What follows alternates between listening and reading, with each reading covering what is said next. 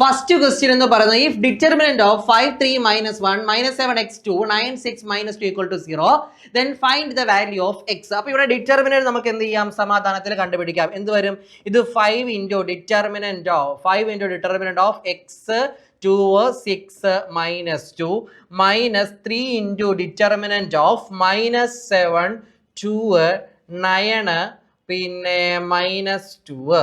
Okay, plus minus 1 into determinant of minus 7 x 9 6 equal to 0 എന്ന് equate ചെയ്യാം. ഇനി എന്ത് ചെയ്യുക, ഇത് സിംപ്ലിഫൈ ചെയ്യുക.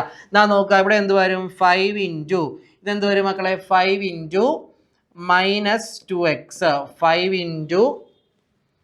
into minus 2x minus 12 minus 3 into 7 minus 1 into minus 2 plus 14 വരും minus 18 plus minus 1 into minus 42 minus 9x എന്ന് വരും equal to 0 എന്ന് ഇക്വേറ്റ് ചെയ്യുക. ഓക്കെ, ഇനി ഇവിടെ നോക്കുക, ഇവിടെ എന്താ വരുന്നത്, ഇത് ഉള്ളിലേക്ക് മൾട്ടിപ്ലൈ ചെയ്യുമ്പോൾ minus 10x minus 60 minus 3 into ഇത് മൈനസ് 4 എന്ന് വരും.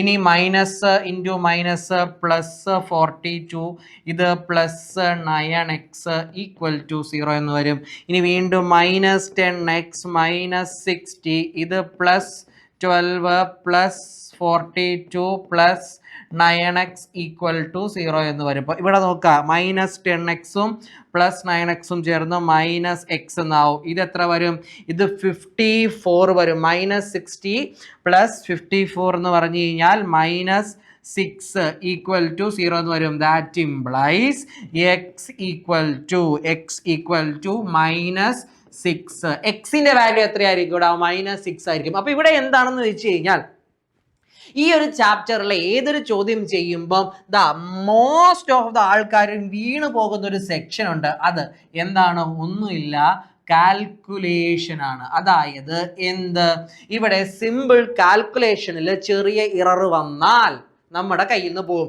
ഒന്നാമത്തത് ഈ ബ്രാക്കറ്റ് ഓപ്പൺ ചെയ്യുമ്പോൾ, അതുകൊണ്ടാണ് ഞാനിവിടെ കൃത്യമായിട്ട് ഇങ്ങനെ ഇട്ടത്. ഈ ബ്രാക്കറ്റ് ഓപ്പൺ ചെയ്യുമ്പോൾ ശ്രദ്ധിക്കുക, ഇവിടുത്തെ ഡിറ്റർമിനന്റ് ഇങ്ങോട്ട് എടുത്തെഴുതുമ്പോൾ ശ്രദ്ധിക്കുക, ക്ലറിക്കൽ എറർ വരാനുള്ള വളരെ സാധ്യത കൂടുതലാണ്. ക്ലറിക്കൽ എറർ എന്ന് ഞാൻ ഉദ്ദേശിച്ചു കഴിഞ്ഞാൽ നമ്മളിത് റീറൈറ്റ് ചെയ്ത് ആൻസർ പേപ്പറിലേക്ക് എഴുതുമ്പോൾ അശ്രദ്ധ മൂലം മിസ്സാവാനുള്ള പ്രോബബിലിറ്റി കൂടുതലാണ് ഡിറ്റർമിനന്റിന്റെ കേസിൽ.